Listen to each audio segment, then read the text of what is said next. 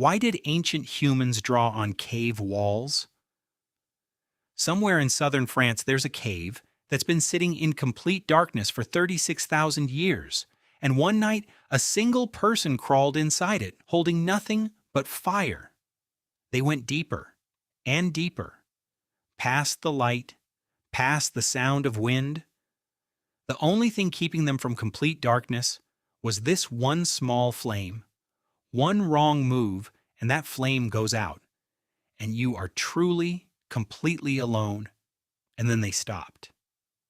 They were standing in a chamber so large, the ceiling disappeared into black. And when they lifted the torch, something was already there.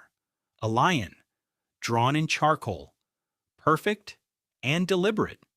A mammoth, tusks curving upward, every detail intentional, rhinos, horses, dozens of them and covering every inch of the wall.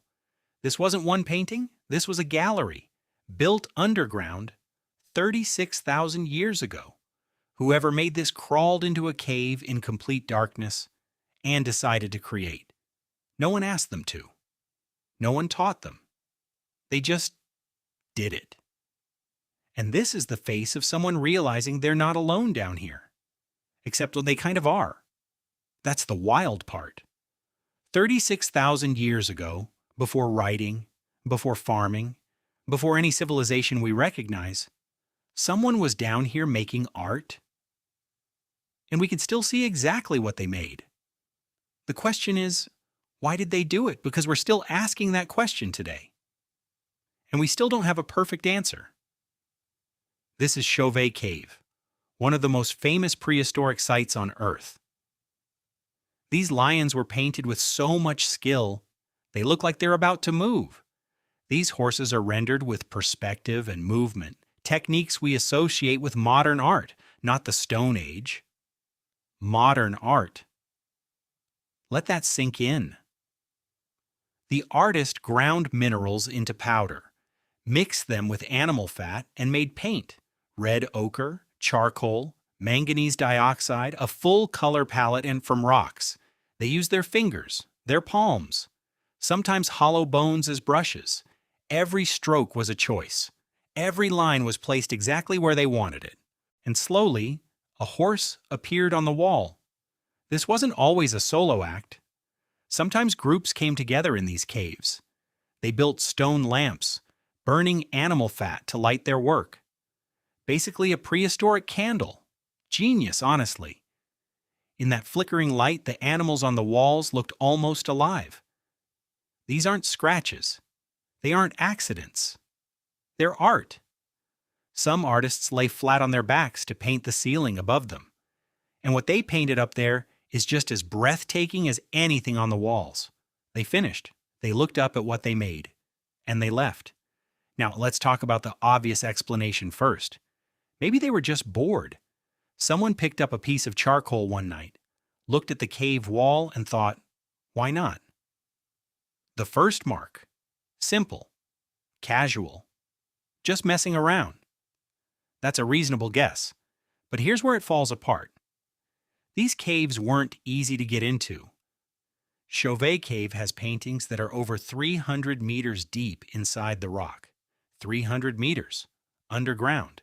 In complete darkness. That's 3 football fields, straight into the earth, with no phone, no map, no way out except back the way you came. To get there, you had to crawl through passages so tight you could barely breathe, turn sideways, squeeze through, keep going, and only then, after all of that, you reached where the paintings were. Nobody does that by accident. Nobody does that because they're bored. This took effort, this took intention, this meant something. You don't crawl 300 meters underground because you're bored. So what actually motivated them to be here? That's the question archaeologists have been fighting over for decades. The best theory we have right now starts outside the cave, on the open savanna. Ancient humans hunted these animals. They watched them, they studied them. They knew how mammoths moved, where they went, how dangerous they were. These weren't just animals, they were massive, unpredictable, deadly. Standing next to one of these things, you felt small, completely outmatched, like showing up to a fight and realizing the other guy is a 6-ton truck. Animals weren't just food, they were powerful in a way that felt almost beyond the physical world. Ancient humans feared them, respected them, maybe even worshipped them. And so they went into the deepest part of the cave, and they drew them, not a quick sketch, a careful, deliberate recreation of everything they felt. The painting captured something the real animal had: power, presence. And when it was done, something had shifted. Something felt different. This wasn't always a private act. Sometimes the whole group came. An elder would stand before the paintings and speak. Everyone listened. This was serious. This was ceremony. Some paintings show animals with spears and arrows already drawn into them, a kind of visual prayer. Paint the hunt going well, Kay, and maybe it will. Draw the animal defeated before you ever face it in the wild.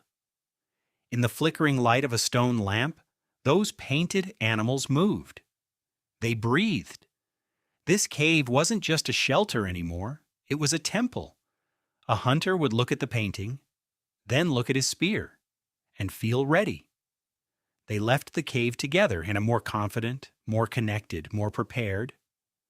And when the hunt succeeded, they came back. They added to the painting a record, a thank you, a promise to return.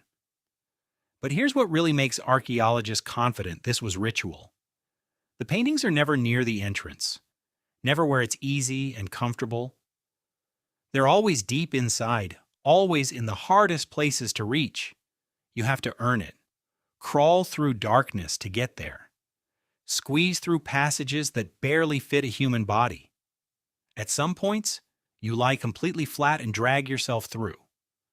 And then you emerge into this, a chamber covered wall to ceiling in paintings, like walking into another world. Standing there surrounded by those images in total silence, it must have felt sacred. This is exactly where they needed to be. Some artists lay on their backs and painted above them for hours, each stroke careful, each line placed exactly right. No rushing, completely alone, in the deepest part of the earth, making something beautiful. The scale of this moment is almost impossible to imagine. That's where you go because you believe something important is happening. Whatever they believed it completely. When the work was done, the chamber told a story only visible underground. This was their cathedral, built not with stone and mortar, but with pigment and fire. The boundary between the world of the living and whatever lay beyond felt thinner here. Ancient humans didn't draw a clear line between the physical world and the spiritual one. They believed the images held power, real power. And in a cave this deep, this quiet, this dark, it was easy to believe that. But the ritual theory isn't the only one. There's another explanation, and it's stranger. Look closely at cave art, and you'll notice something unusual. Mixed in with the animals, there are patterns. Spirals, dots, grids, lines. These don't look like animals or people. They look like something else entirely. In torchlight, those patterns seem to move, to pulse, to breathe. What were these? Why are they mixed in with the horses and the lions? And why do the exact same patterns show up in caves on the other side of the world? Same shapes, different continent, different era. Zero contact between the people who made them. In the 1980s, a researcher named David Lewis Williams started asking that exact question, and his answer changed how we think about prehistoric art forever. He spent years comparing cave art from across the world, looking for patterns. And what he found was that these geometric patterns appeared everywhere, on every continent. His theory: some artists entered the cave not to paint animals, but to enter a different state of mind. Fasting, days without sleep, possibly natural psychedelic plants. They sat in complete darkness, in total silence, and they waited. And then the brain started producing images on its own: spirals, grids, dots, tunnels of light, pulsing geometric shapes. These aren't hallucinations from outside, they come from inside the human brain itself. And what those patterns are, and where you've seen them before, that's where things get truly mind-blowing. We'll pick that up in part 2. See you there.